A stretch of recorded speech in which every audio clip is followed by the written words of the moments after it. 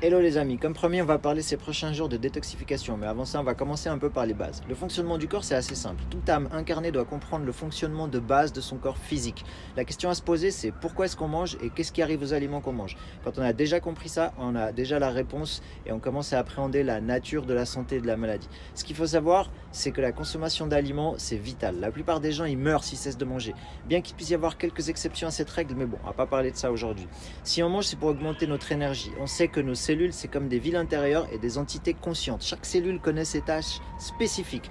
On sait que l'esprit, la force de vie, ou quel que soit le nom que vous vouliez lui donner, correspond à la force intérieure qui contient la vie, lui donne forme et conscience. Néanmoins, les cellules ont besoin d'une source d'énergie externe pour se maintenir en activité. La plupart des gens, ils mâchent et avalent leur nourriture sans penser à la façon dont le corps l'utilise, ni sans savoir pourquoi.